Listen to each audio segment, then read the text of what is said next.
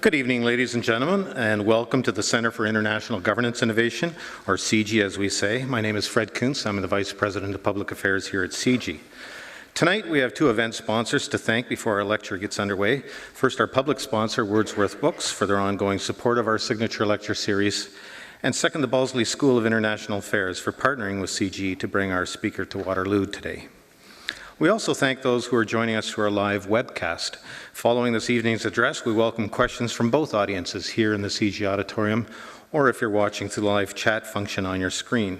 Please remember to state your name and to keep the questions brief. Professor Lawrence Wilkerson is former Chief of Staff to U.S. Secretary of State Colin Powell. He's on a speaking tour in Canada to discuss the upcoming U.S. midterm elections in November. CIGI asked him in particular to address America's response to the group ISIS, or ISIL, or Islamic State, as they're variously known. An issue that's particularly interesting to Canadians now that our Parliament has voted in favor of sending Canadian CF-18 fighter jets to assist in the military campaign in Iraq against Islamic State. Since completing his service under Colin Powell in 2005, Professor Wilkerson has taught at the George Washington University in Washington, D.C., and is currently the Distinguished Visiting Professor of Government and Public Policy at the College of William and Mary in Williamsburg, Virginia. He's a sought-after expert on the American government and military and has been published in numerous international media outlets, including the American Conservative, the Los Angeles Times, and BBC's Hard Talk. He's currently working on a book about the first George W. Bush administration. A man who's been at the center of it all. Please welcome tonight's special guest, Lawrence Wilkerson.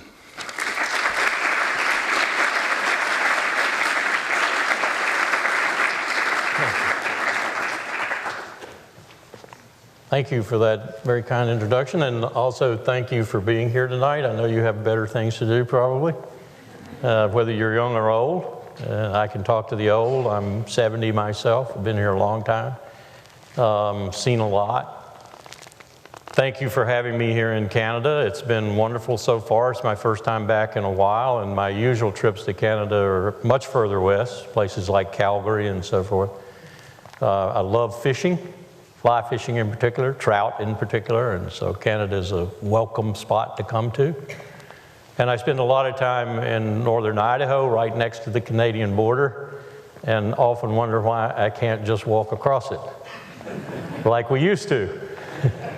Oh, you all know the reasons why. Thank you for having me at this august institution too. I understand it's fairly young, but doing some really innovative things. And one of the things I want to do is try to marry its actions up with some people I know who are doing similar things in the States, and maybe begin to deal a little better with the incredible challenges that confront us in this century, not least of which, in fact, foremost of which, is the climate changing.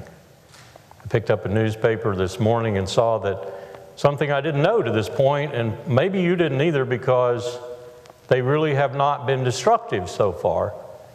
We are now looking at the 5th Category 5 storm in the Pacific in this year. It's approaching 180 miles per hour winds right now, and if it continues to Japan and continues in that force, we may have a real problem. So far it's run across the Marianas and abated somewhat and didn't do a whole lot of damage, but you see a problem that is real in our faces, so to speak, and that, for example, the United States military is focusing on increasingly. What happens if you have a 10-year storm or a 100-year storm that is one that usually in the past only occurred every century, every 10 years? You just, factor of 5, 6, 7, depending on whether you react to it or not, your budget for disaster relief. You just multiplied Indonesia's problems in 2005-06 and Japan's later with Fukushima Daiichi and the typhoon. You just multiplied that to the tune of 10 times. So you better have a lot of money put away for disaster relief, disaster assistance, humanitarian operations, and so forth. That's just one of the complications, the challenges that confronts us. But what I wanted to talk to tonight with you about, partly because you requested it, and partly because I'm tired of talking about the midterm elections. Blood from a turnip is what the State Department gets, you know. I want to talk about, the title is Travails of Empire. And let me start by disabusing you of any idea I'm associated with the U.S. Department of State, except to have their lovely representatives escort me and host me. This is not opinion of the government, this is my opinion. It's an opinion that comes from 31 years in service in the United States Army. It's an opinion that comes from time as an erstwhile diplomat and roughly 40 years of service to my country. I love my country. I am a diehard patriot for my country, but it's not my belief that my country right or wrong. My belief is that my country is right when it's right, and when it's wrong, I will do everything to change it. And so that's the spirit in which I'm here tonight, because you are some of the dearest friends and allies the United States has ever had, even when you go back to when we were trying to take you away from Britain.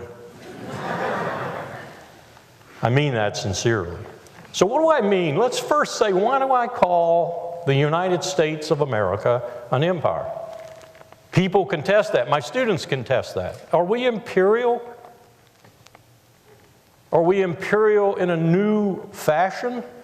My students will usually come back and say, yes, we agree with you, Professor, but only in a sense of commercial enterprise.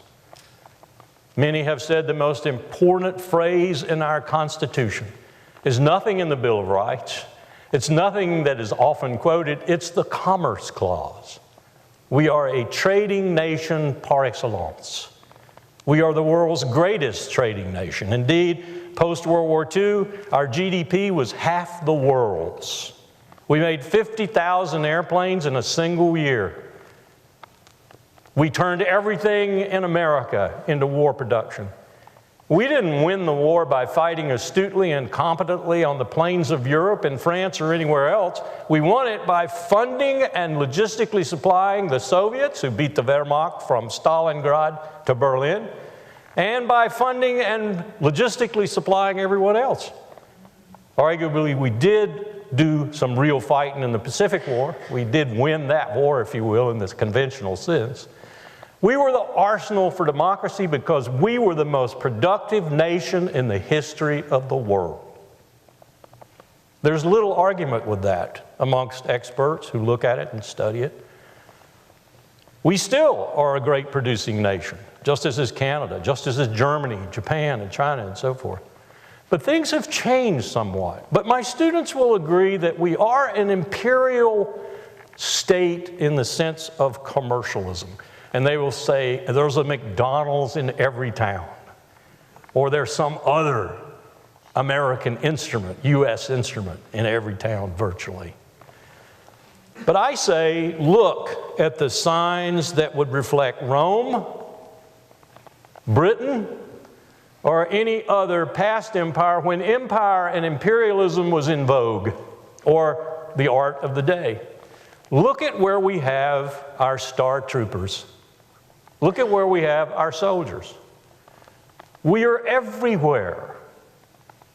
It depends on what day you look, but anywhere from 50 to 90 nations feature the presence of our soldiers, sailors, airmen, and Marines, and in some cases increasingly, largely because of piracy and so forth, our Coast Guard.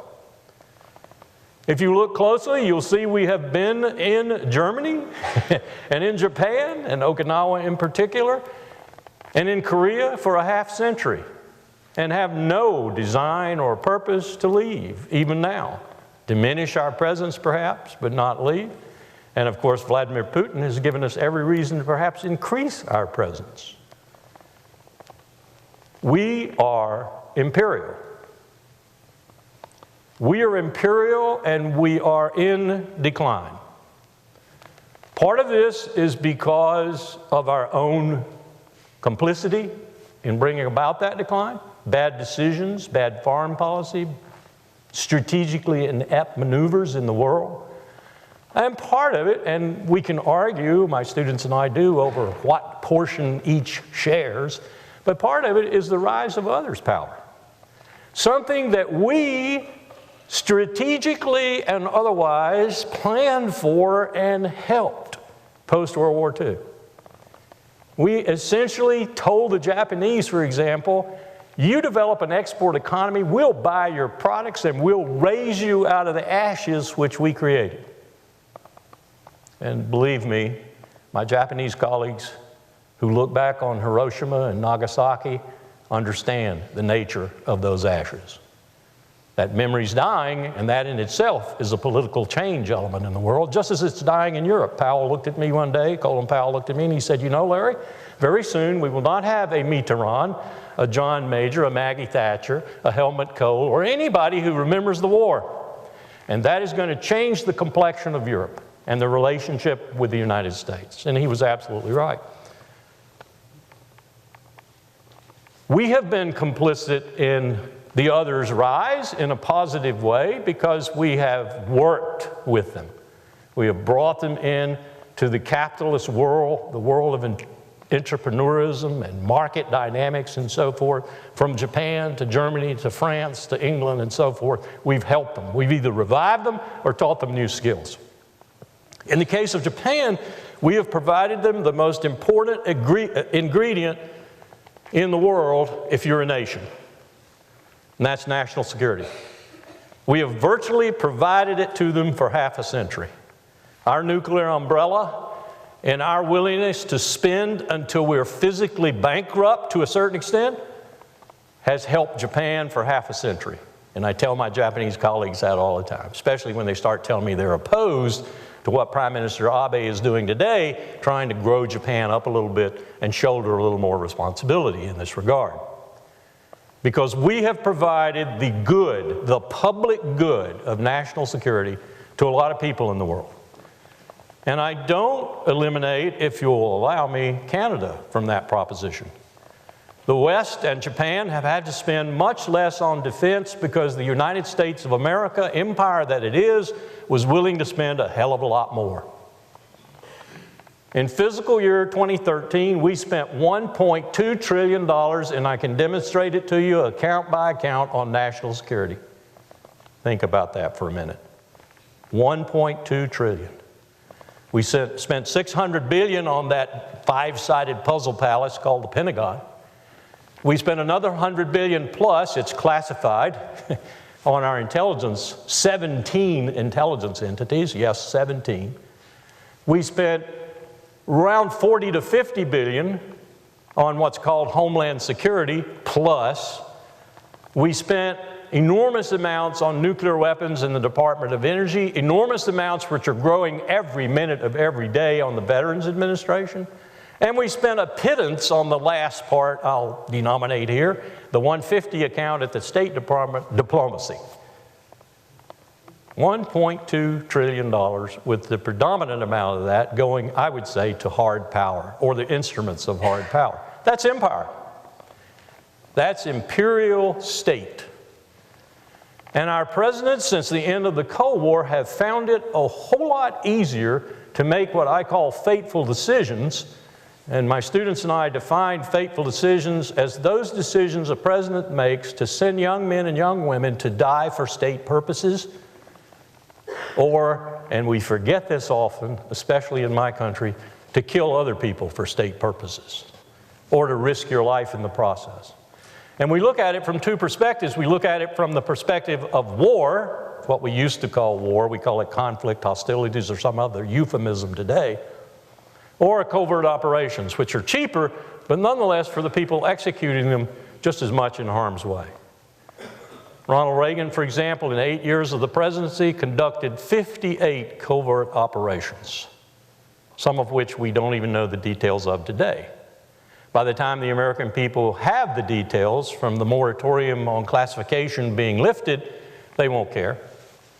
It was 25 years before we knew of the complicity of the United States in the overthrow of the first democratically elected Prime Minister of Iran, Mohammad Mossadegh. Yes, we overthrew him. And then next year we overthrew Arbenz in Guatemala. And I could go on and on. So that's the covert side of the use of this imperial power. Do you think we didn't have anything to do with the attempt to overthrow Hugo Chavez in Venezuela? We certainly did. I was there. Do you think we didn't have something to do with the recent turmoil in Kiev? You bet we did. Do you think we didn't have something to do with the turmoil that Russia finally reacted to in Georgia and Israel too? We certainly did. Do you think we didn't have anything to do with the turmoil in Damascus? We certainly did. We have not stopped conducting those 58 covert operations in 8 years just because we changed presidents, I'll guarantee you. So one might ask the question, what will the empire reveal in 10 or 12 years or 15 or 25 years? What will you learn about it in that regard? So in every meaningful way, we are an empire. If there's a unique part of it, I think, and my students talk about this a lot too, they wrestle with this question.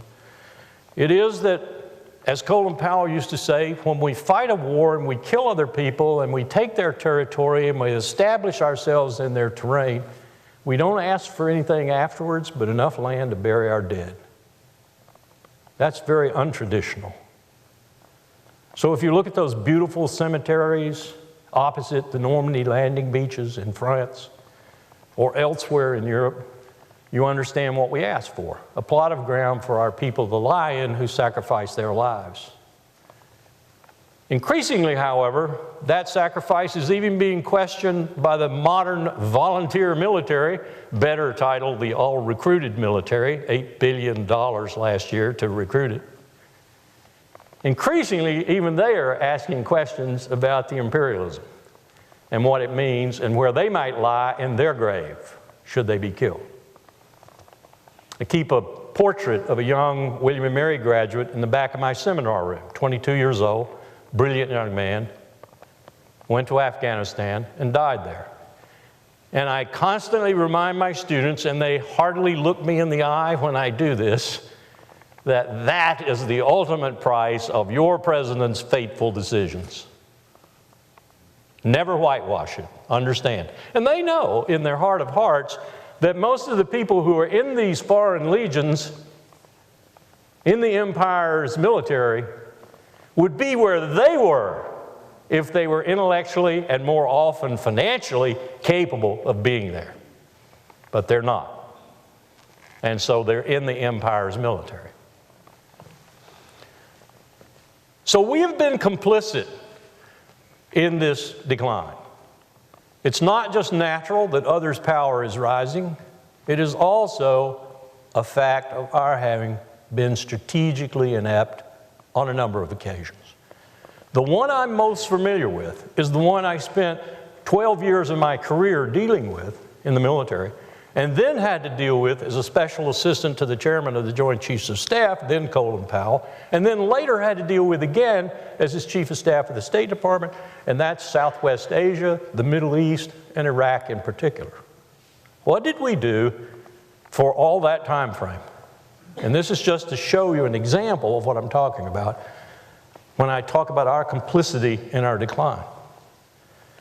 We, through realpolitik that you may agree with and disagree with, we can talk about that all day long, we maintained a balance of power in the Persian Gulf. Ever since FDR and the King of Saudi Arabia sat down and talked, we have been complicit in that balance of power. We in the United States, and we generally in the West, have bought that deal.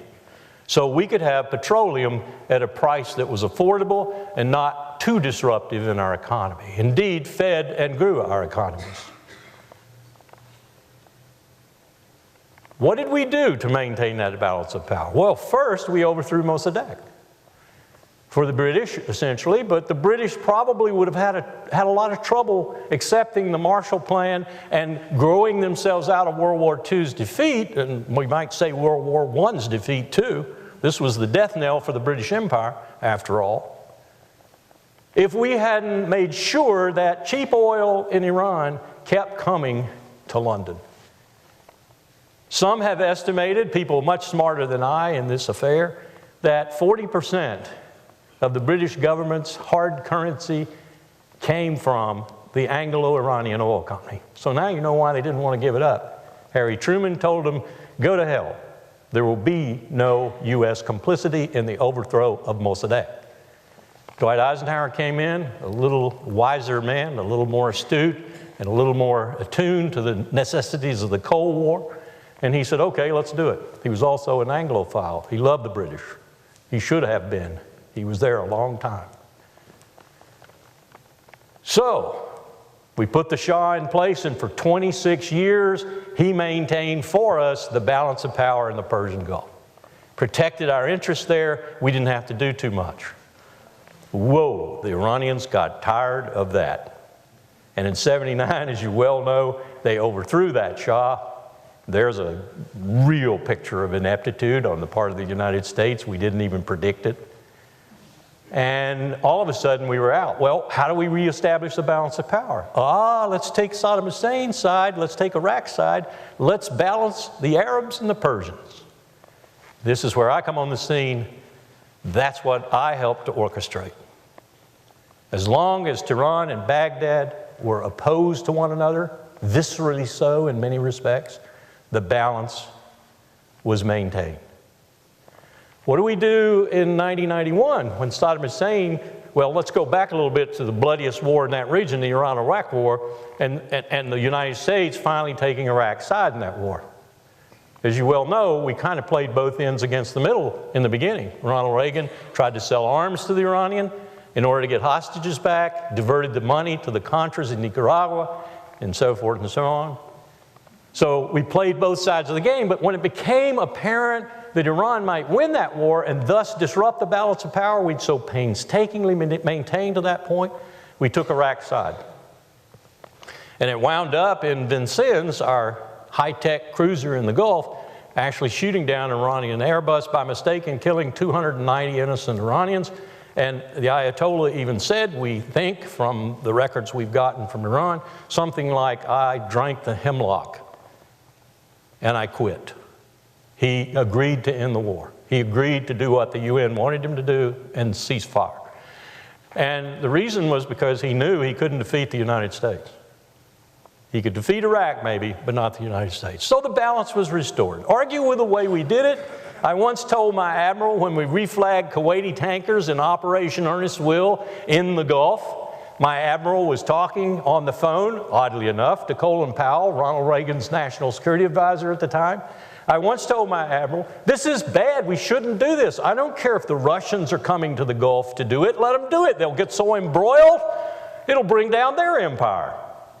And let's wait until there's only one Persian left and one Iraqi, and let's issue them dueling pistols. I mean, that's how cold-hearted I was about it. I was pure strategist. No, we had to take their side and so forth. Well, it worked until Saddam Hussein decided he'd go into Kuwait, and then we had to mount 500,000 men and women, build a coalition, and go over there and kick him out of Kuwait because we were really afraid he was going to turn right and go to Ras Tanura at 6 million barrels per day production capacity and disrupt that oil flow majorly. But it worked. We didn't go to Baghdad. We just restored the balance. And Dick Cheney, then Secretary of Defense, was 100% behind that, as was everyone else in the H.W. Bush administration. So now we come, fast forward, I'm Chief of Staff of the State Department. My boss is still Colin Powell, and we do it all over again, and we remove Saddam Hussein. Are you beginning to see the colors of the strategic ineptitude? So what choice do we have? We have two, basically. Three, we could say, to hell with the balance of power, we're going home. Let's see what happens. Or we could have said, we'll stay. We'll be the balancer. We quickly determined, you say it took a decade, but we nonetheless, I think, determined over time that that was really dangerous. Remaining in the region in force for a long time on the ground was really dangerous. We might actually fuse a lot of very disparate elements into a major opposition to what? Us. And every U.S. Marine and soldier would have a big red bullseye on his back, and every terrorist in the world would flock there to shoot that bullseye. So we moved ourselves out. What's the choice then?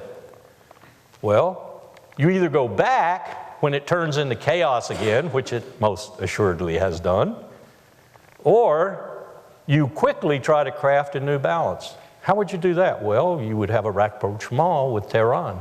You would have closer relations with Tehran. You would bring Iran back into the balance because she's the only country in the region, by the way, that's stable, reasonably prosperous, and I know you'll argue with this probably, but fairly well led.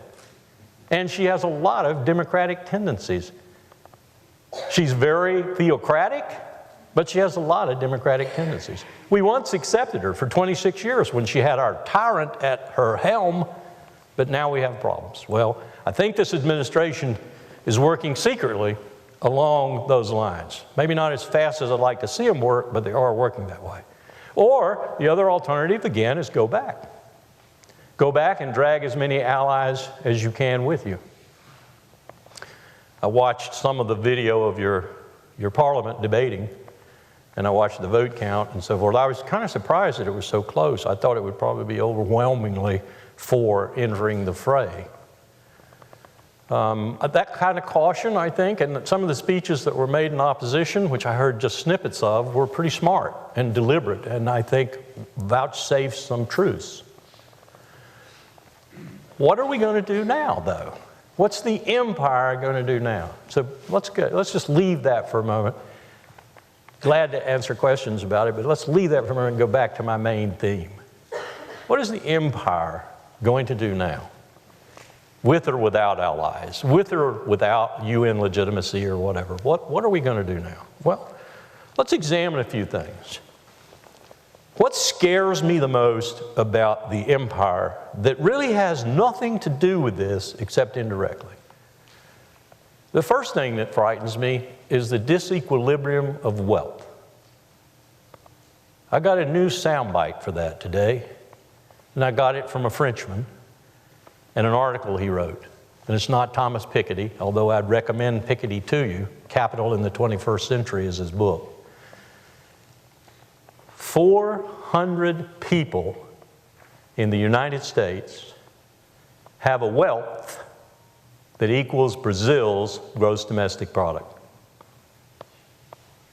The government is bankrupt, but 400 people have a wealth that equals Brazil's gross domestic product. 1/1000th of the United States, I'm not talking about the top 10%, not the top 1%, I'm talking about 1/1000th, owns 50% of the wealth of the United States. Throw income in there, throw the 10% in there, they own about 75%. That means the other 300 plus million get by on 25%, income or wealth. Wealth being capital, stocks, shares, and so forth, and income being, of course, income. Staggering. How do you run a democracy? How do you run the midterm elections when Mitch McConnell can spend $100 million in Kentucky and flood a very impoverished state with money so he can be reelected? How do you do that? How do you maintain a democracy when you have that kind of disequilibrium? Piketty will tell you, with a meticulous research of the tax records of France and the United States, essentially that there are a lot of other points in his books that scare you to death. Like, for example, in the 21st century, he predicts we'll never exceed 3% growth. Not on the present economic profile. None of us will exceed 3% growth. Well, some of us may, but the aggregate will never be above 3%. Because we've hit it. We've hit it. We're finished in terms of the present economic model and growth. The old bugaboo, growth. The Chinese would be scared. If they've read Piketty, they're probably scrambling around the Central Party School now trying to figure out what to do. It's really frightening when you look at that aspect. But the aspect I want to highlight is what he found out about France and the United States, who have the most extensive tax records. If I'm not mistaken, and I recall correctly, France all the way back to 1789, the United States back to when we implemented the income tax around 1910, 1912. Guess what? Situation in the U.S. is 1929. Situation in France is 1789. Now maybe you understand a little bit of the problem that Hollande is confronting and France is confronting from an economic point of view. and a problem that we've masked and camouflaged with a vibrant stock market and a whole lot of return to prosperity of that top 1,000th, but not much for the rest. This is scary to me. You know, I've fought for my country, I've served my country, I understand a little bit, I think, about what I'm talking about, and it's very frightening. It's very frightening. The empire is in decline.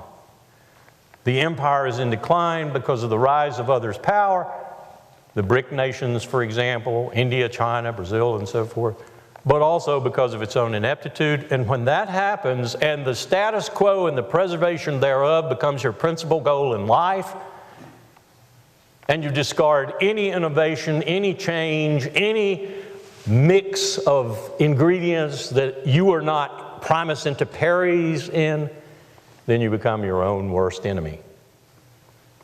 And unfortunately, you drag a lot of good, self-respecting, decent, brave, patriotic themselves, competent allies with you. The latest example might be NATO. Are we going to go to war over the Ukraine? Well, they're not a NATO member. Not yet, anyway. We threatened to make them one. I'll tell you who is, though. Estonia, Latvia, and Lithuania. And a lot of the words that are coming out of Moscow right now look a lot like the words that came out of Moscow right before the fiat in Crimea. So is Putin serious about maybe protecting the Russian citizenry in those three countries, the Baltic states? And will he go as far as to use either covert operations or maybe more overt operations with real military involved? And what will we do in response? Well, I'll tell you what they'll tell me in Oklahoma City. Die for Riga? No chance. And people say, no, it can't happen, it can't happen. Go back and read about 1933, 1934, 1935, 1936, and so forth. People were saying the same thing then. People were saying the same thing then. We live in a dangerous world, and the empire is in decline. The empire that has provided public security for much of the West and Japan for 50 years is in decline. You can see signs of that if you look. You can see signs of that everywhere. You can also see signs of the strategic ineptitude and the bad decision making. It's almost a product of empire in decline. You become more and more desperate. You become more and more eager to preserve the status quo. You don't listen to people who argue contrary to your views. John Brennan and Jim Clapper, your intelligence chiefs, become the powerful gurus in your administration, and anything they tell you that makes you think that ISIS might be in Houston tomorrow makes you want to do things you would never have even calculated or contemplated doing 10 years before. Especially when you are a novice in the office. And we haven't had an expert in the office since Dwight Eisenhower. That's democracy. That's one of the weaknesses of democracy, especially a democracy that's constructed like ours, has a political process like ours, and has money flooding that process and determining more than anything else who holds the leadership positions. And you do away with all the inhibitions to war, and you transfer the war power, which is constitutionally in the legislature, to the executive. And that's exactly what we've done. That's what empires do. Empires don't have a Senate that debates war. Empires have a Caesar that goes to war. And that's what we've become. We have some good features still, of course. We have some good people still, of course.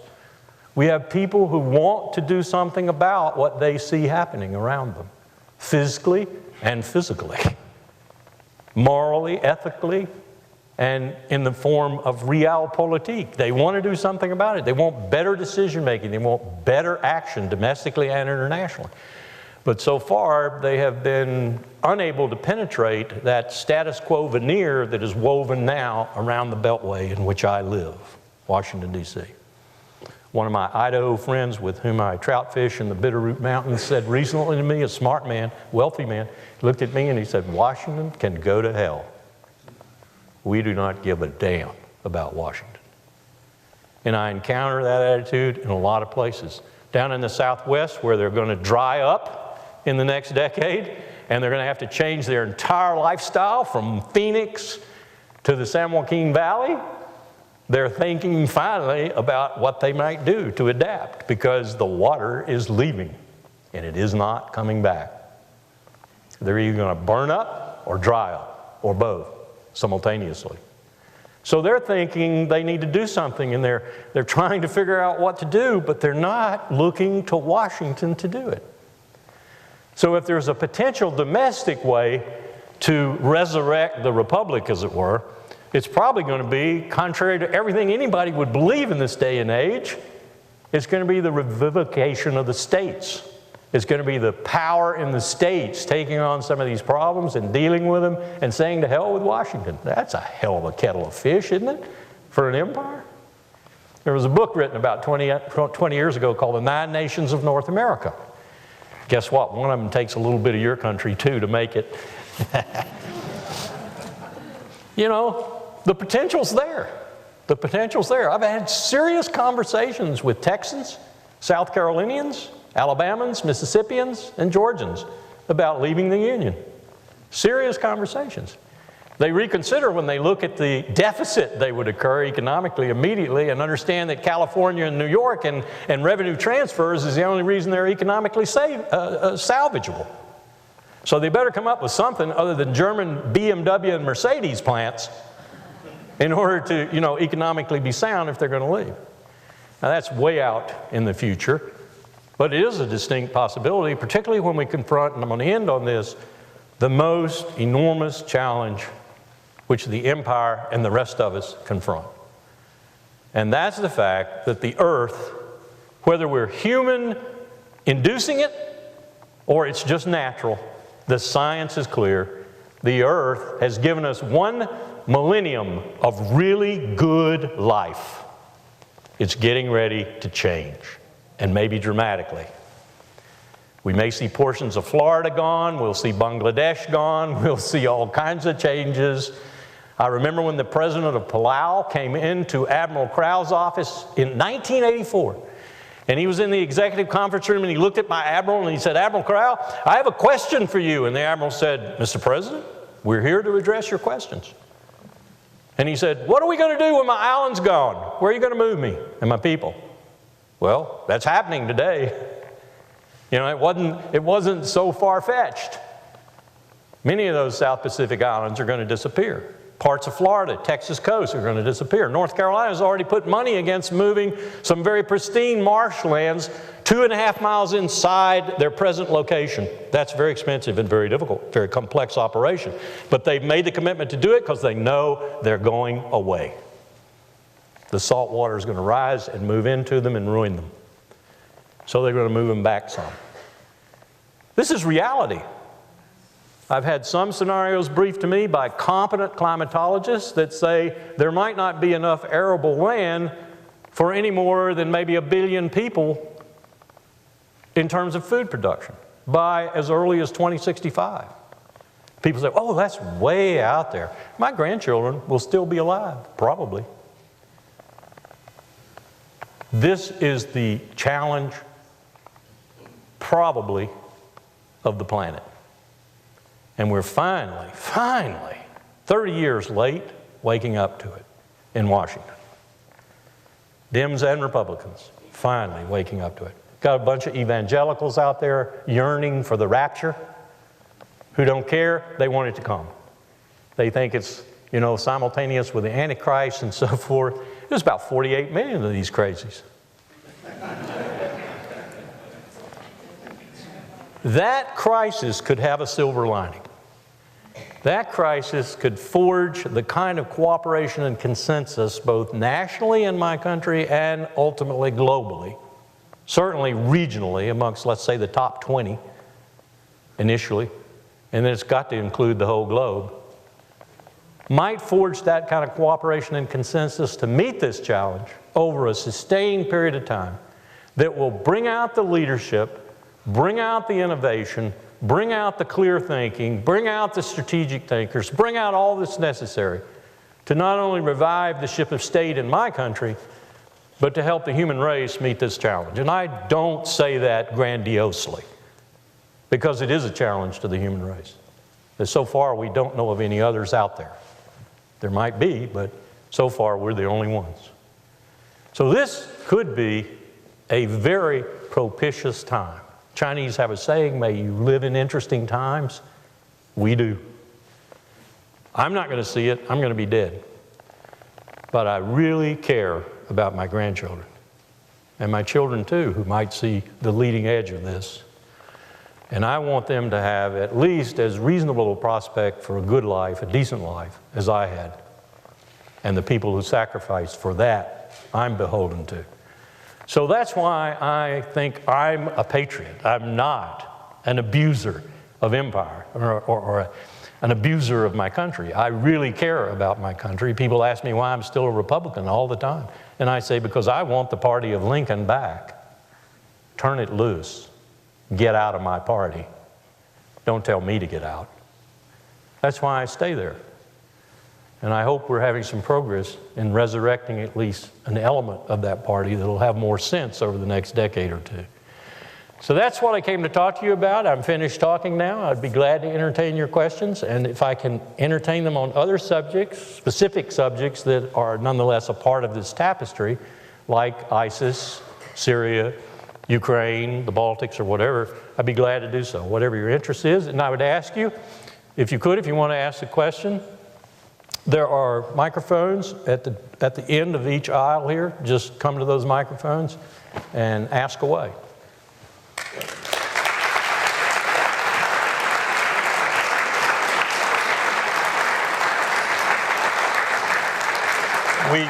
I'm told we also have some people out there who are listening through other mechanisms, and they may have some questions on the screen here, so if there's one there, I'll try to go to it too. Yes, you had a question?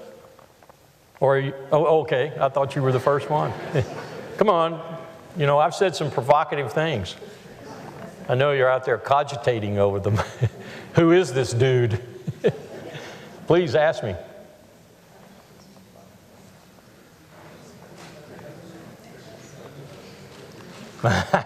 You're like priming the pump, if I may, so Fred can see. Sure. When we were having dinner beforehand, I was asking you about your perspective on the rationale for the new military intervention in Iraq that Canada is now going to be a part of, and whether the basis for it was more thoughtful, perhaps, than it was. You talked about the ineptitudes of the past, and you had some thoughts about that, about whether there's more careful thinking now, more ideas about the long-term strategic interest and the possible exit strategy. Can you comment on that? Surely. Everybody heard that? No?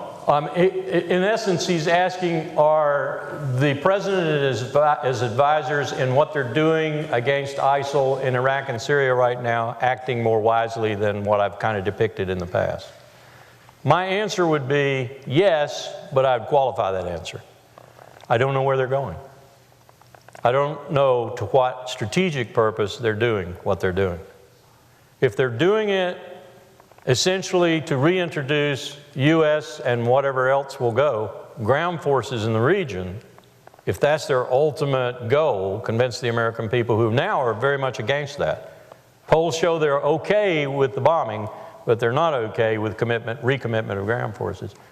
If they're going to work the American people into the fervor that they'd need to work them into, largely through the politics of fear, and watch that very closely, you know, this Khorasan group, this Al-Qaeda group plotting to attack the United States, I went straight to my intelligence contacts, the ones I respect and trust, both active and retired, and you never retire from the intelligence community. And I said, any truth? You notice the president hadn't mentioned them again? This was really good for getting the American people to push those polls up for action.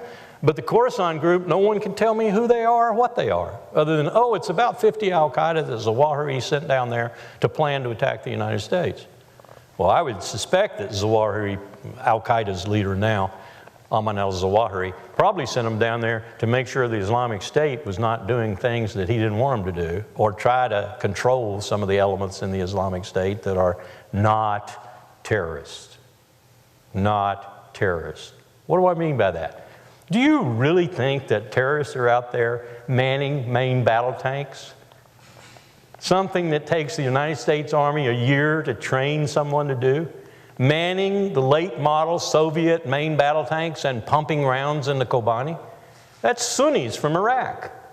That's the same Sunnis that David Petraeus awakened in 2007 and convinced them to attack the al-Qaeda elements in Iraq, who incidentally predominantly had come from other places we'd disturbed, like Libya, Cyrenaica, the greatest producer of recruits for al-Qaeda in Iraq,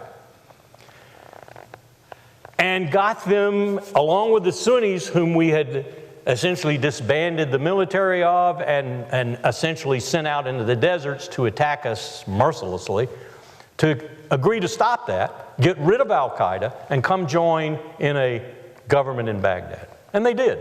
And what did Maliki do, Nouri al-Maliki, our ruler in Baghdad? Well, he put them in prison, he murdered them, and he kicked them out of all political power. So what do you think they're doing now? ISIS forces didn't take Mosul. They were on the surface of it. The Sunnis did. Guess who's paying for that too? Saudi Arabia. Ooh, Joe Biden spoke the truth? You bet he did.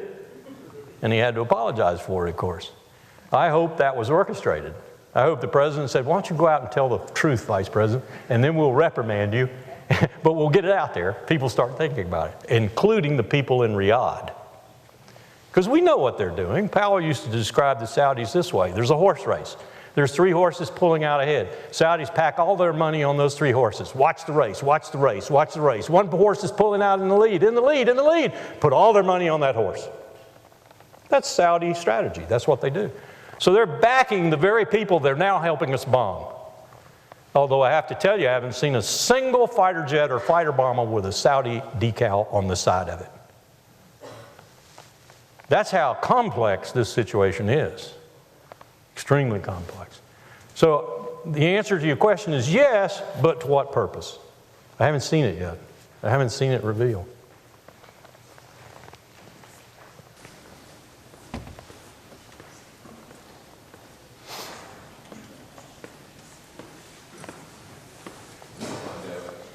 Hi, Matt. Thanks for being here. Are there any consequences to the U.S. continuously racking up debt? Like, how do you see that playing out? That's an excellent question, and it's my greatest fear. It's my greatest fear. It's like I tell my students, when you leave here, you'll owe $100,000. Do you think you're ahead? Yes, there are dire consequences. If you've listened to some of the people who've gone public lately, one of them viral on the internet, I'm not sure how much to believe him though.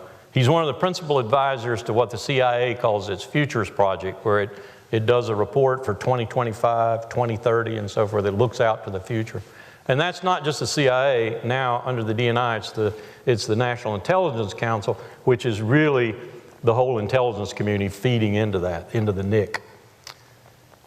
He says that what he sees around the world, and he's told the intelligence community this, and they're now using their very sophisticated assets to measure this, and I know they're sophisticated. I've used them with them against North Korea principally, to see if what he's saying is true. That is to say that gold is being moved in sort of unique ways, concentrated in secret and unique ways, and capitals are slowly but surely but methodically divesting themselves of U.S. treasuries. That Beijing and Moscow are both complicit in this, and that what they're trying to do is weaken the dollar. So what you see right now in the supposed strengthening of the dollar is really a false impression. What they want to do is what we did essentially when we abandoned the gold standard, and then oil really became the standard, because oil is demarcated and sold in dollars principally. What they want to do is use Putin and others' oil power, petrodollars if you will, and I say that petro-yuan, petro-renminbi, petro-euro, whatever, to force the United States to lose its incredibly powerful role as owning the world's transactional action reserve currency. If that happens, a similar thing will happen to what Dwight Eisenhower threatened the British with in the IMF when they invaded Suez with the French and the Israelis. The real powerful move that Ike made was to threaten to run on the pound. Eden had to back off. He had to back off. He couldn't take that. So what we're looking at is a possible use by others in the world of our dependence on the dollar to give us so much power that we otherwise wouldn't have. Charles de Gaulle once said it was vicious what we did after the war when we had the world's currency, and take that power away from us. And the debt increases enormously the capability to do that. And the debt is staggering if you think about it. If you just look at it and you understand what the Fed's been doing in terms of quantitative easing and just printing more and more money, the only reason you do that is because you own the world's transactional currency. You can print money and money and money, and you don't do what Mobutu did, for example, drive inflation up to 300,000%. Or for example, what the Germans had happen to them in the 30s, where they, the old adage of pushing a wheelbarrow full of marks in order to buy a loaf of bread. Could it get that bad in the empire? Yes, it could, especially if the rest of the world decides that that's a good thing to do and to go along with it, or decides it has to do it. It has to use euros or yen, or let's just call on special drawing rights at the IMF, something the Chinese kind of like. Could you create something other than currency to be that to which everyone goes in a crisis? Yes, you could. Special drawing rights would be just that at the IMF or wherever they might reside. So these things are changing in the world, I think, because people are losing confidence in the empire. Our enemies and some of our friends are losing confidence in the empire. The Saudis have totally lost confidence in the empire. And you can say it happened after Mubarak, and we didn't back Mubarak. They saw the same thing for themselves in similar circumstances, and they said, we can no longer trust the United States. Goodbye, United States. And that's why Prince Bandar's been running around with a bucket full of money funding Islamic State forces. That, plus they want a Sunni region and not a Shia region. They want to overthrow Bashar al-Assad because he's a real Shia stalwart, and they want to overthrow ultimately the Shias in Tehran. They don't want the Shia in their own country, very restive and treated like blacks were in the 50s in our country. They don't want them overthrowing them.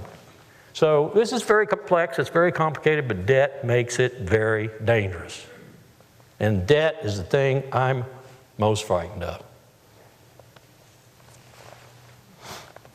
All empires, I think, in history who've disappeared abruptly have had a physical problem at the end. The Romans, as they were transferring from the west to the east, and as they gained a new advocate, a new disciple in Christianity, and as they moved into Constantinople and so forth, the Romans were printing, or not printing, but they were coining coins that were so worthless. Reminds me of our quarters today when you look at it. A little silver here, a little silver there, and copper in between. They were coining, their coinage was so worthless, it was incredible. And yet, because of the residual power, they were able to get away with that. I'm not saying we're in that dire straits, but I am saying that debt is very worrisome. Physical profligacy is very worrisome. What did Chuck Hagel just try to do with the Overseas Contingency Fund? And I've been a friend of Chuck Hagel's for 20 years, our Secretary of Defense. Congress even objected to it, those pusillanimous people over there. He tried to use that warfighting fund to buy some more F-35 Lightning strike fighters. Wow, it's already not appropriated money and therefore not going through oversight. It's just handed money. Here, have a check.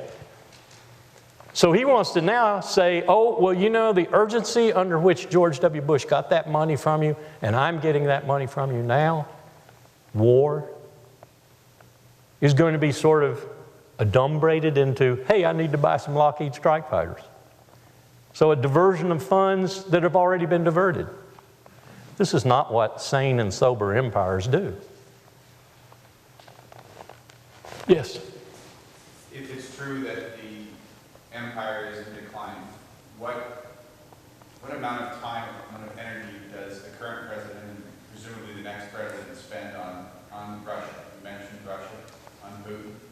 That's part one. And then part two, do Latvians, Estonians, and Lithuanians, are their fears justified, given what's been happening in Russia the last year? Last part of your question, I think yes, but it all depends on how far Putin's willing to go. I'm hoping that he's got a sane and sober element to him too. First part of your question is more difficult. What do you do? When Ukraine was not a member of NATO, not yet.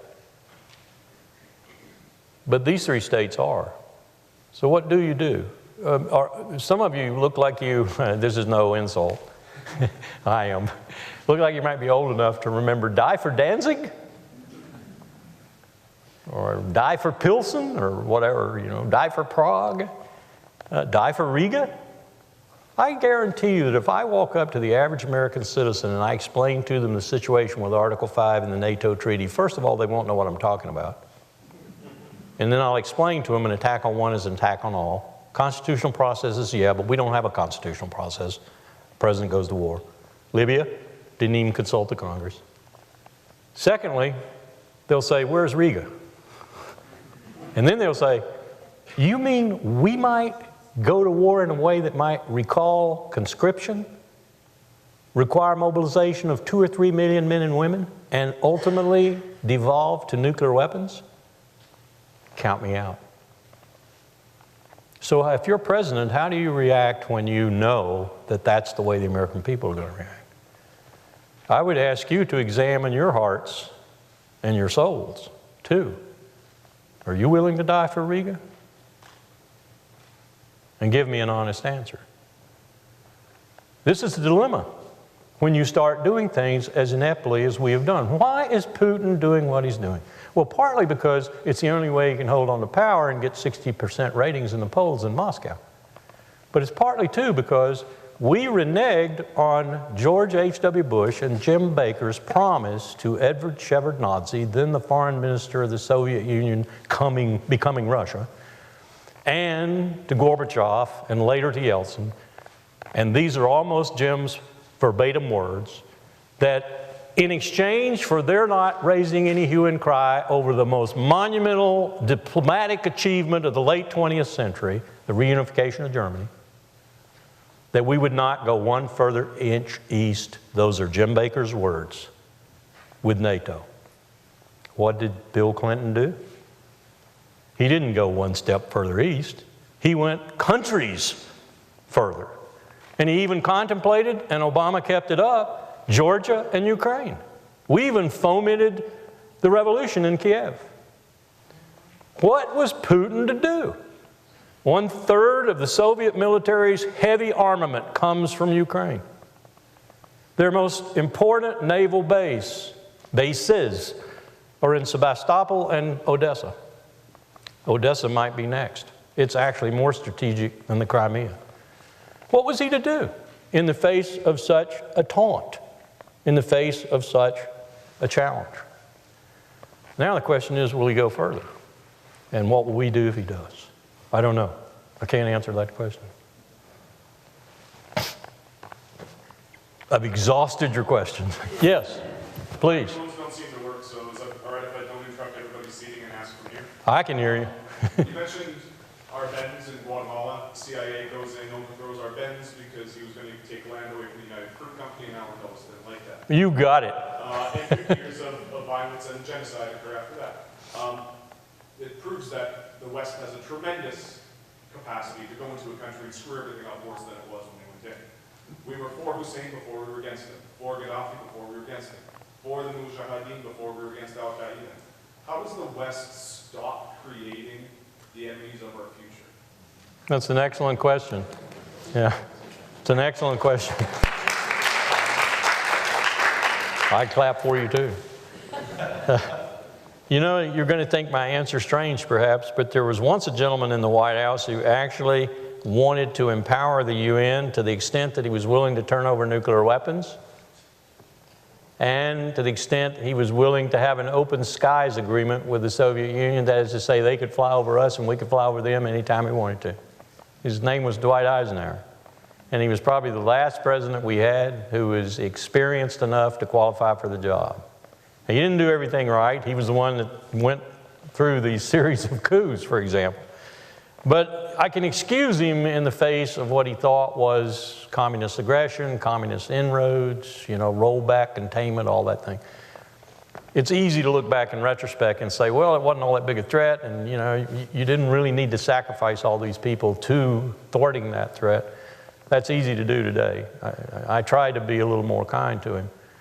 But we don't see people with that kind of courage and that kind of boldness anymore. I served in an administration that essentially said to hell with the rest of the world, with the exception of my boss. And I watched what happened when we said that to the Germans, to the Japanese, to the French, oh my God. And I remember what the president said in the Oval Office with his feet up on the desk about Chancellor Schroeder in Germany. And I remember what my boss said when he got back to the State Department. One of the most important relationships in the transatlantic field, and we just ruined it. And then he quickly called Joschka Fischer, who was then the foreign minister, and for the next 4 years they worked under the table to keep the U.S.-German relationship solid and alive. They shared cooking, beer, all kinds of things. Midnight in the secretary's office, I could get a good German beer. You got to have people like that. You got to have people who really think international cooperation, international criminal justice, all the things that we pretend to be the leader of are indeed worth leading and are a better course of action than dropping bombs on people. Until we get a leadership like that, it isn't going to happen. And I don't know how you get that kind of leadership. So that's not a very good answer. Good question, though. Sir. Yes. President Eisenhower is also the one who warned in his one major last speech about the military-industrial complex. Now, has that come to fruition? Have we seen the results of that occurring now in the United States? Yes, very much so. Very much so. I think it's gone beyond what even his imagination would conjure. Just as I think, let's take a look at George Washington and Thomas Jefferson and their messages with regard to never letting, and John Quincy Adams, never letting the United States interests become so wrapped up in another state's interests that that state's interests were seen as ours. Israel. Think Israel. Very distorting in American foreign policy. Physically distorting, too. We used to look at our budget in the State Department when we'd say, okay, $3 billion to Israel, $3 billion to Egypt, and so they don't attack Israel. What do we got left? Wow, nothing. Yes, it's an excellent question, and yes, the answer to it is the military-industrial congressional complex is alive and well and sucking the blood out of the empire.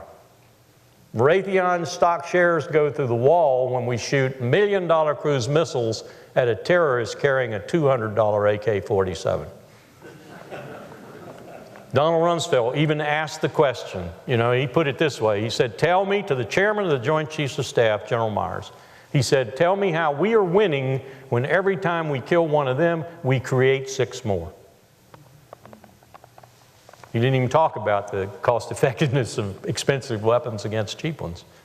But it's the same metaphor, How do you win when you strike with a drone 2 terrorists and kill 30 civilians? And the people around say, at least 6 or 7 of them, I'm becoming a terrorist. And you suddenly got more recruits. And let me tell you another thing that was just revealed to me in Syracuse, Sicily, where I was at a conference 2 weeks ago on international criminal justice, by the UN individual, an Indonesian, responsible for what the UN is calling terrorist rehabilitation. My first reaction to his revelations to me was, wow, we got something like that at the UN? He said, yeah, and my main countries to monitor right now, because they have up and running and very robust terrorist rehabilitation programs, is Saudi Arabia. Scared me to death. Rehabilitate them, put them back on the battlefield. And Indonesia and Malaysia. And then he said what really struck me.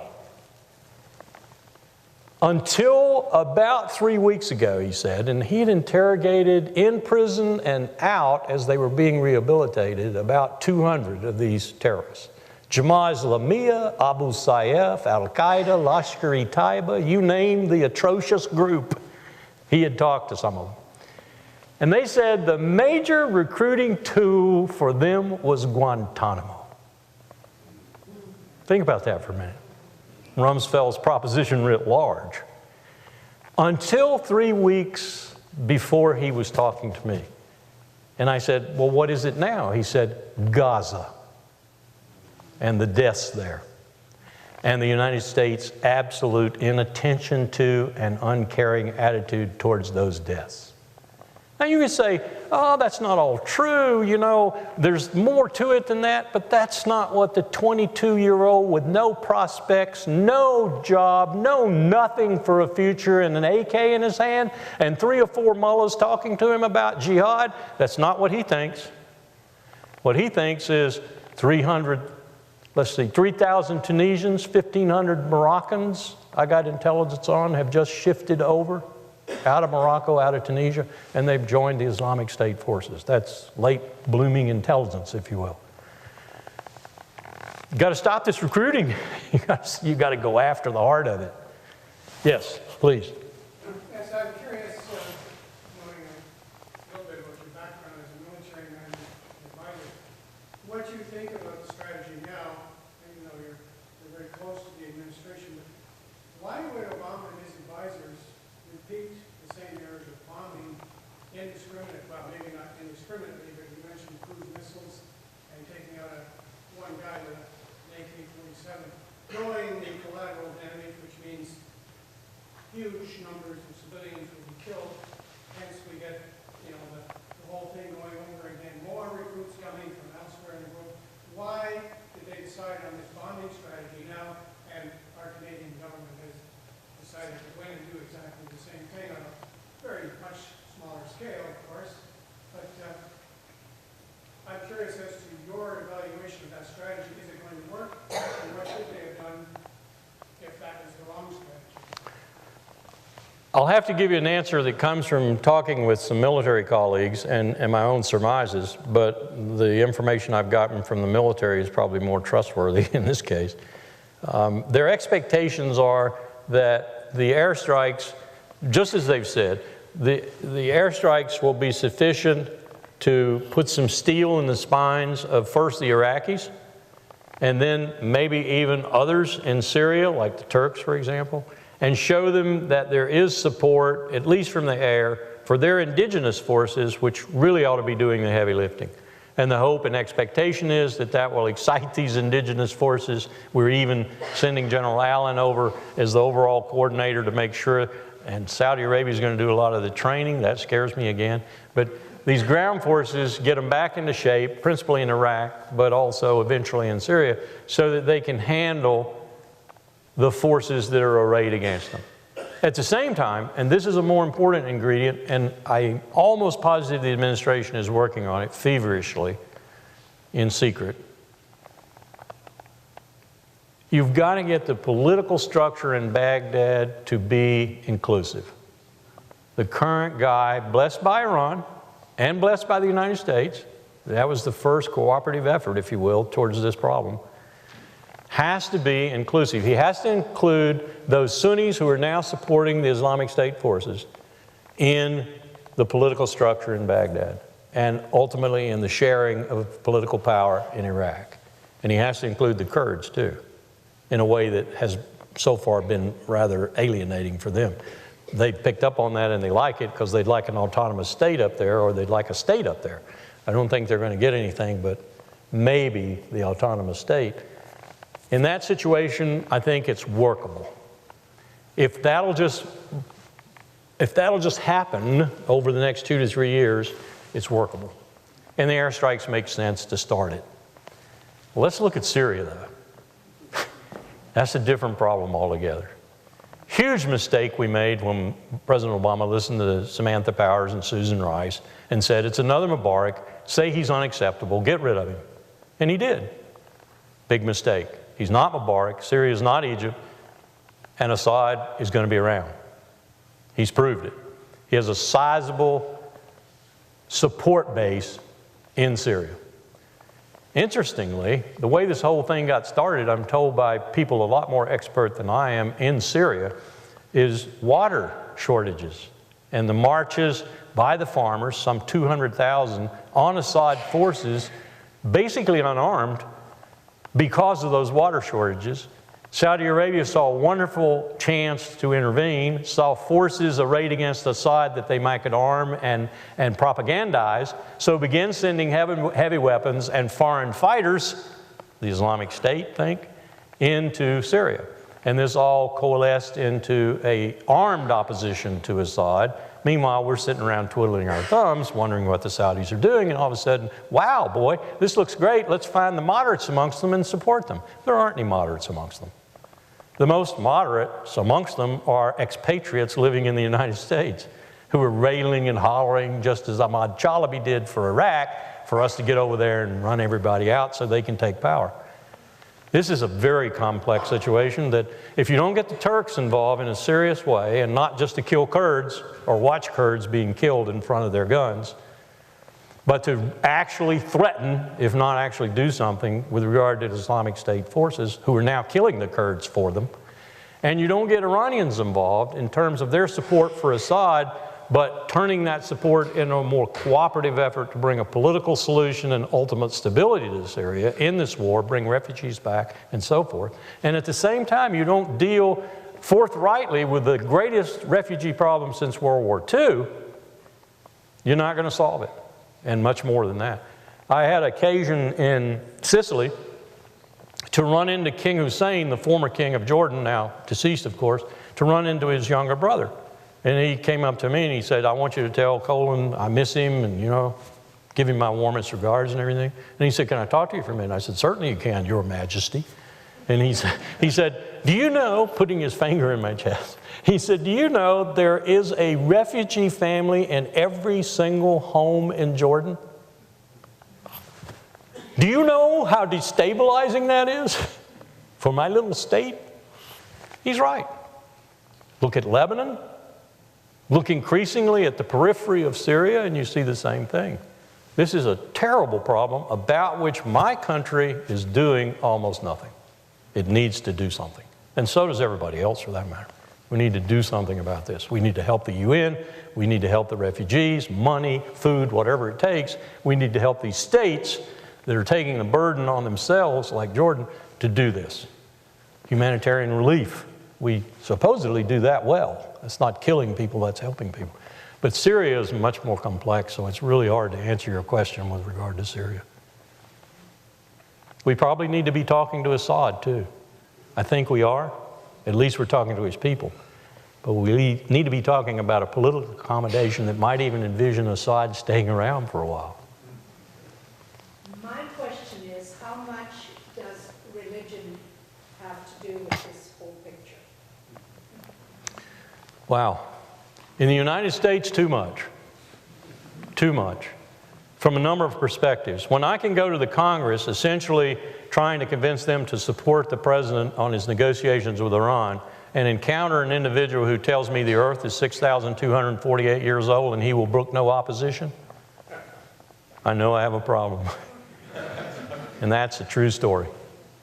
When I can go to Patrick Henry College in Purcell, Virginia, and talk to its chancellor, and he tells me that his whole purpose in life, the reason he put $2 billion into that campus, his whole purpose in life is to train hard-minded Christians for Christ to go into the military and the government, and then I understand what his agenda is, your question means something. We have a real problem in the United States. I'm involved in something called the Military Religious Freedom Foundation out in Santa Fe. Every day, we have 38,000 clients in the armed forces of the United States. 90% of them are Christians. Got a few atheists, we got a few agnostics, we got a few Jedi Knights, we got a few Wiccans. And they come to us with stories you wouldn't believe. Do you know what happened to me yesterday, said 1E6 yesterday? In an email to Mikey Weinstein, the head of the organization, I'm on the advisory board. He sends me the emails. I just got a solicitation from the commanding general of my post to come to a prayer meeting. Wow. Read the Constitution lately, General? You don't have the authority to do that. And oh, by the way, you're violating the law and the Constitution doing that. You cannot proselytize. You cannot suggest from your position of rank and superiority that your troops should go to a dominionist Christian megachurch and worship. 38,000 plus clients right now, on a legal basis or otherwise, mostly through anonymity because they know what the command chain would do to them if they found out what they're complaining about. This is serious. It's serious. At the Air Force Academy, it's such a recurring problem that we've actually had parents at orientation week get up, grab their children by the arm and drag them out of the orientation and take them home and say, "You're enrolling in something other than the United States Air Force Academy, kid, or I'll kill you." There's a sect called the Dominionists. It's a small sect within the evangelical community, and its purpose in life, Google them. Google Dominionists and read their purpose. To take over the armed forces of the United States and defeat the enemies of Christ and bring about Armageddon and the flaming sword and the killing of all the unbelievers. They're in missile silos, battalions, squadrons, and on ships. And the military will not talk about it much. They know they got a problem, but they don't want to publicize it. It's like sexual assault. It's like suicide. It's like post-traumatic stress. They've become public, not because the military made them public, but because they couldn't stop them from becoming public. The stats in the military right now are just astonishing on suicides and sexual assault. Something like 1 in 4 women in a 3-year tour will be raped or assaulted in some way. Something like 1 in 10 men will be raped or assaulted by another man. This isn't sex, this is crime. This is assault. It's part of the warp and woof of what you do when you create a military that is so divorced from the rest of your community. When you don't ask citizens to shoulder a responsibility to the state, and you take on the power of the security of half the world. You can't do that and get away with it, not for long. Yeah, it's a problem, significant problem. I've been told by Canadians from, this community and in Toronto that you don't have such a problem. I've asked the question, you don't have such a problem as we do. You're fortunate in that respect. We really have a problem with messianic religion. Yes? I wonder if you could tell us a bit more. I'm a Christian, by the way. More about ISIS. I guess as we commit to troops to this war effort, Canadians obviously have a lot of trepidation. Tell us more about who they are and are they as big a threat as our press would have us believe? These terrorists running around cutting people's head off and causing massive fear in the whole Middle East. Yeah. Are we being sold as really goods, or is this really the real thing? I think we've hyped the threat in order to get action and to get support, yes. But I do think the threat's there. I think it's genuine. And I think it's composed of a number of elements, some of which have simply gotten out of control. The first is the Saudi support for Wahhabism, madrasas that support Wahhabism and Salafists, and that sort of thing, that creates young men who really want to do jihad and are willing to commit suicide to do it. The second is this disgruntled element throughout the region that is subject to being recruited, but isn't really that violent-minded, that masochistic, whatever you want to say, but has an allegiance to Islam in its perspective.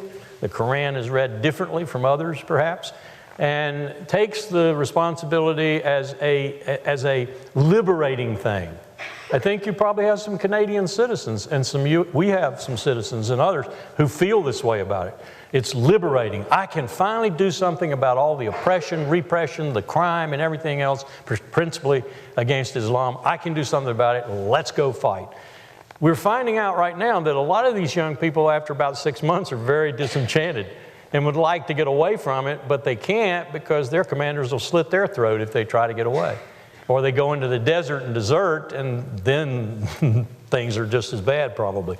So it's not something that is cohesive in the sense that it's going to grow and, as some people are saying, come into the soft underbelly of Europe, join the fifth column that's already in Europe, in Brussels and Paris and everywhere else, and forge a force that will bring Islam back in a big way, the dominant religion in the world, the caliphate, if you will. I think that's all bull. But the things that accompany it are dangerous, especially attracting this basically young population all over the region and to a certain extent in the world that's disenchanted, sees no prospects. One person put it this way, in Egypt, in Cairo. You know what this young man wants? He wants 2 meals a day, a roof over his head, a prospect for a job, a prospect for a family, clean water to drink, and a lasting ceasefire. None of that is even envisionable. Therefore, he's going to go to Tahrir Square and he's going to fight. Ultimately, he's going to fight. You don't cure that by dropping bombs. You cure that by taking those incentives away. By development, by economic help, all manner of things that you do through soft power to take away the incentive to join that black flag. You'll never take it away from Zawahiri and Al-Qaeda types and those who form the core. But you can certainly take it away from the majority of them, and then you've got a manageable problem. When people tell me, when people said in 2001, we're going to have a war on terror, you know, bad, bad, bad expression. Not only can you not fight a technique, it's bad just as the war on drugs is bad. I told my boss in 1989, Colin Powell, Forces Command Commander, why would you want to call it a war on drugs? Because you're going to lose it. Why would you want to get involved in a war you know you're going to lose? Don't call it a war. Call it the military aiding civilian law enforcement to prevent the infiltration of illegal narcotics into the United States. Call it anything you want to, but don't call it a war on drugs. That's stupid. We're losing. We've lost. It's done. It's toast. We finished. We've ruined Mexico. So don't call it a war on terrorism. You're never going to eliminate terrorism. It'll always be there as a political instrument for somebody somewhere. But you've got to get it down to a manageable level so that everybody in the world is not fearful of getting on the metro tomorrow morning or going into a Walmart. You got to get it down to a manageable level. The way you do that is not by dropping bombs. You do it by taking care of the incentives that are putting most of the people in the fight. Every few years we have another war in the Middle East, in Gaza, around Israel. So the war is now off of center stage. What's going on? Is there any reason to think something hopeful is happening? Is there something happening behind the scenes that maybe we don't know? Or is there any prospects that might get into? Not as long as Bibi Netanyahu and Avigdor Lieberman and their like are in control of the political process in Tel Aviv. I'm convinced now. I wasn't for a long time, but I am convinced now, and I'll say it. I think their goal is a greater Israel. They not only want the West Bank, the Golan Heights, and portions of Syria, they want the Sinai back, they want Jordan, they want whatever they can get their hands on, and they see, this is the leadership, they see this current turmoil as a chance to do some of this. And they would like the United States to take the greatest possible opponent they have out of the equation, Iran. Has not really much to do with nuclear weapons. It has with their fear of the United States affecting a rapprochement with Tehran and therefore putting Israel in a back seat. It's geostrategic, geopolitical, it's not nuclear, but we've made it nuclear. And to answer your question directly, no, I don't see any hope. I told an EU audience recently who were just puzzled as hell as to why Washington couldn't seem to diverge from Israeli interest. I said, don't count on it anytime soon. Whatever Israel wants, Washington will do, no matter what the rhetoric. Now, this president has, like George H.W. Bush, he has said some things recently that really pissed Netanyahu off. But follow through? I just don't see it. Not as long as the electorate and the Congress in particular, kind of put manacles on him with regard to Israel. It's the strangest relationship I've ever seen in my 70 years on this earth. I do not understand it. 65% of American Jews object to Netanyahu's policies. J Street, Jeremy Ben-Ami's alternative to AIPAC, PAC, is growing by leaps and bounds. He's got millions of dollars under his belt now, but he still can't buy off congressmen. I'll tell you a story. I'll tell you a story his financial director told me. Please don't repeat this.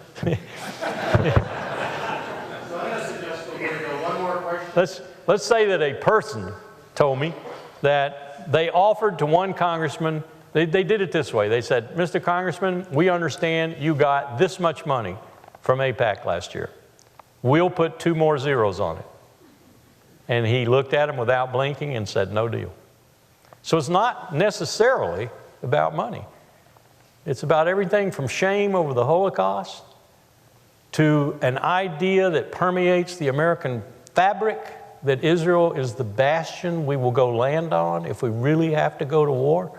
The unsinkable aircraft carrier, the old Cold War feeling about Israel in the Middle East, to occasionally a feeling that, hey, this really is all about the Bible. I mean, it's a whole gamut of things, but it's really strange. So, Professor, I'm going to suggest we take one more question. Sure. I've been reminded by your group that you got some more travels tonight. Oh, yeah, okay. Why don't we, is there one more question that someone would like to ask? How about up there? You say that empire is in decline right now, but there doesn't seem to be anyone else willing to take up the mantle. Do you see any successors? And if so, who? I do. I see a number of successors. Canada, Germany, France, Japan, Britain. I see a number of them. Spain, Italy. I see a lot of successors. I'm not being that facetious. I would like to see a more widespread shouldering of responsibility for global security, regional security too, local security, if you want to call it that, with respect to terrorists who might infiltrate us. At the same time, I see wiser decision making. So what I'm saying is that you would recruit these allies to more responsible, more burden sharing by making them and proving to them by your actions, making wiser decisions about when and where you do use force or threaten the use of force. And then gather them about you and say, essentially, you've got to do more. You've got to do more. Japan is now looking as if, for its own reasons perhaps, but nonetheless, I think it has something to do with the security relationship, China and so forth, is making signs that it's going to do that. I think Germany has to do that. I think France has to do that. England has to do that. Others in the fight, so to speak, have to do that. And it has to be more than it is primus inter pares, it has to be pares inter pares. And we have to share the burden of security, financially and fielding forces. That means a lot of things that the United States doesn't like to do. It means real sharing of technology and secrets.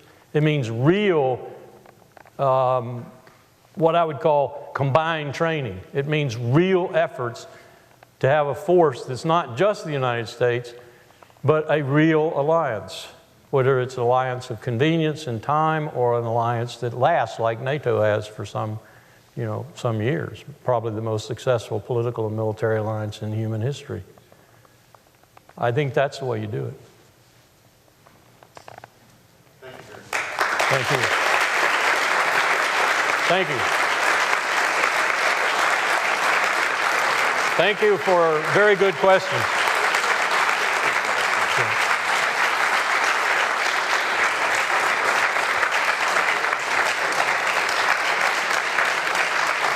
Just a few quick remarks before we adjourn, if I may.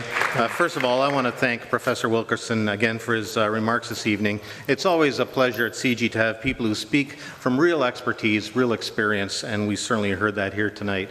Your remarks were called the Travails of Empire, and you certainly did walk us through history and through the challenges facing the U.S. empire as you've described it, but could easily have been called the Travails of Species, since you also warned us about the dangers of climate change and challenges and struggles that face all of us. Many of these scenarios are very dire, including climate change, but also your fear of fiscal debt and other security issues. And yet you seem like a very happy fellow. And I think it must be because I hear in your remarks also a belief in good policy that emerges from leadership, from informed peoples, from learning the lessons of the past, and from coalitions of willing people to come together and find solutions when there's crisis. So we'll take hope from that. And thank you once again for your messages tonight. Thank you.